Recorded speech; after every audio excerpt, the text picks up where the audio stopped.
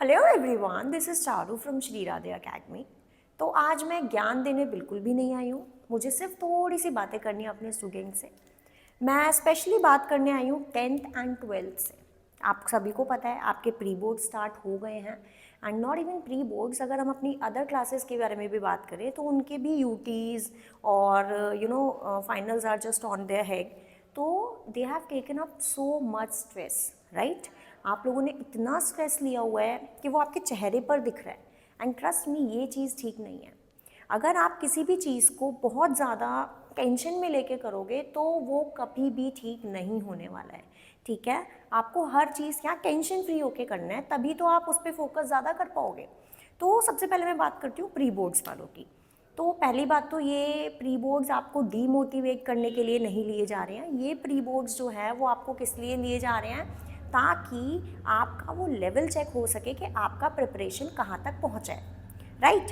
अगर preparation in case थोड़ा सा कम भी है, so there is no need to worry, right. क्यों ज़रूरी नहीं है आपको चिंता करना, क्योंकि we will have 2 pre boards, okay. And this is not board, ये आपके प्री बोर्ड हैं। प्री बोर्ड यानी कि बोर्ड से पहले की तैयारी आपकी क्या है, ठीक है। अगर अच्छे आप इसमें स्कोर कर लेते हैं, वेरी गुड, वेल डन, कि आप अच्छा चल रहे हो।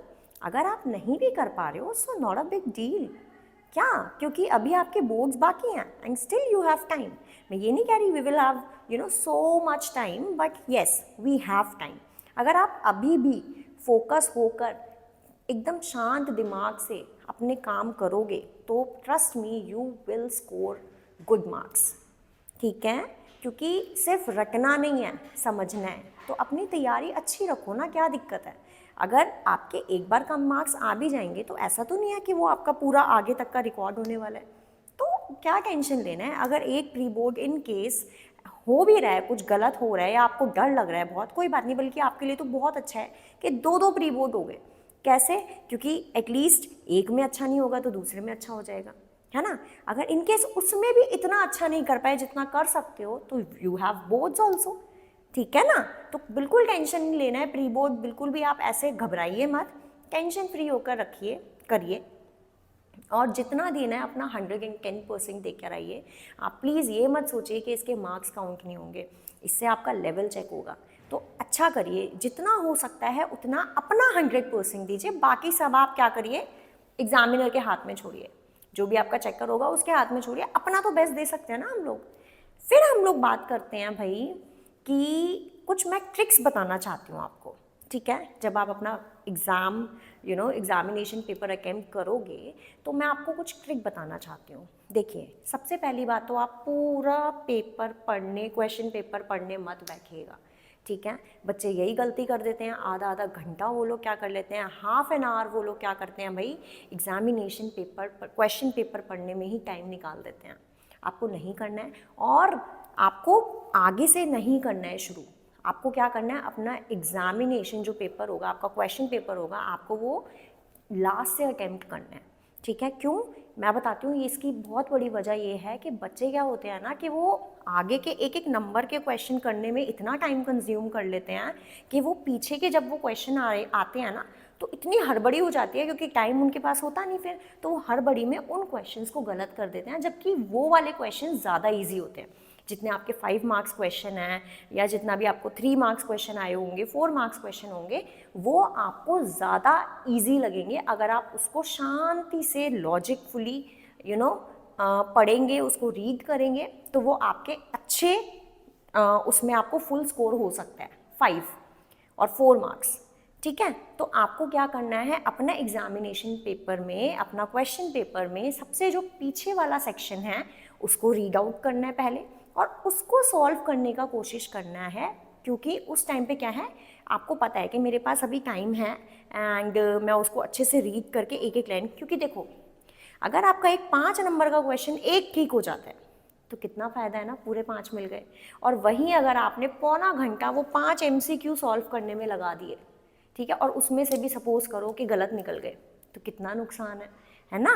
तो आपको क्या करना है, पीछे से सेक्शन शुरू करना है, और पीछे से ही आपको वो क्वेश्चंस पहले शांतिपूर्वक वो अटेम्प्ट करने हैं।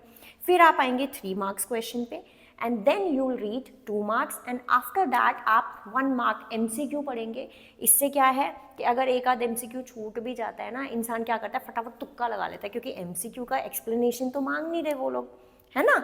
वो क्या कर रहे हैं भाई, सिर्फ और सिर्फ आप उनको टिक चाहिए MCQ पे। तो आप क्या करो, MCQ सबसे एंड में अटेम्प्ट करो कि अगर आपके पास टाइम नहीं भी बचता है, जबकि नहीं होना चाहिए ऐसा, स्पीड इतना बढ़ाइए कि आपके पास हर एक क्वेश्चन अटेम्प्ट करने का टाइम हो।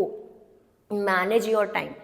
अगर सिलेबस ख़त्म हो गया है या कुछ ही थोड़ा सा ही रह गया है, कोई बात नहीं, सिलेबस भी ख़त्म करिए, but work on your speed first. आप वर्क करिए स्पीड पे, अपना स्पीड के अकॉर्डिंगली आप काम करिए। और अगर आपके पास एंड में टाइम नहीं बचता है, इट्स ओके, आप तुक्का लगा के भी आप फटाफट इंसान टिक कर देते, कभी कभार वो भी सही हो जाता है, राइट। तो MCQ आपको क्या करना है, सबसे एंड में अटेम्प्ट करना है, और जो सबसे पहले अटेम्प्ट करना है वो कौन सा सेक्शन अटेम्प्ट करना है, एंड वाला, ठीक है। प्लस फिर क्या होता है, देखो भाई कि हम भी इंसान हैं, तो जो आपका जो भी आपका चेकर होगा ना, तो वो भी एक इंसान ही है। अगर उसको ज़्यादा काटा पीकी मिलेगी और ज़्यादा गंदा अंट आएगी, उसको आंसर शीट मिलेगी, तो वो भी क्या हो जाएगा या हो जाएगी, इरिटेट हो जाएगी या हो जाएगा फ्रस्ट्रेट हो जाएगा, यार क्या चेक करें हम, बार बार इतनी गलतियाँ, हर एक वर्ड पढ़ना पड़ रहा नहीं।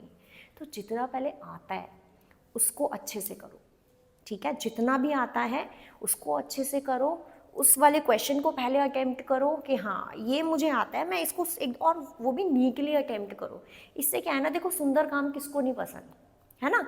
सुंदर काम किसको पसंद नहीं आता, तो आप सुंदर करिए, अच्छा करिए, हर पॉइंट को हाईलाइट करिए, हर एक चीज़ को आप मेंशन करिए। तो इससे क्या है ना, टीचर भी खुश हो जाता है कि बच्चा ने बहुत एफर्ट्स लगाया है, तो वो चेक करने में भी उतना ही एफर्ट्स लगाना पसंद करेगा। अगर बच्चा खचड़ बचड़ करके आ जाएगा ना, रेड मार देगा पूरे पेपर की, तो टीचर भी कहता है फॉर ग्रांटेड चेक करना ही पड़ता है, भैया मजबूरी है उसकी, ठीक है। तो हमें मजबूरी नहीं बनना है किसी की, हमको क्या कि वो उसको प्लेजर फील हो, हमारा एग्जामिनेशन शीट चेक करने में ना उसको प्लेजर फील होना चाहिए, ठीक है। ये कुछ अच्छी चीज़ें हैं, ये मैं अभी बता रही हूँ प्री बोर्ड्स के लिए, या जो जितने भी बच्चों का अभी जो भी फाइनल आ रहा है उनके लिए। बोर्ड्स के टाइम पे एक वीडियो मैं और डालूंगी, उसमें मैं आपको कुछ और छोटी छोटी चीज़ें बताऊंगी जो आपके काम आएंगी। बिल्कुल भी स्ट्रेस नहीं लेना है प्लीज़। हाँ, and one more thing, B spiritual, ठीक है। आपको मैं ये नहीं कह रही हूँ कि आप पढ़िए मत और भगवान के आगे पूजा पाठ करिए कि हाँ भाई भगवान आपको फर्स्ट लाएगा, नो। बट एक स्पिरिचुअलिटी बहुत मैटर्स करती है बच्चे, क्या है ना, पॉजिटिविटी होना बहुत ज़रूरी है, वाइब्स आना बहुत ज़रूरी है।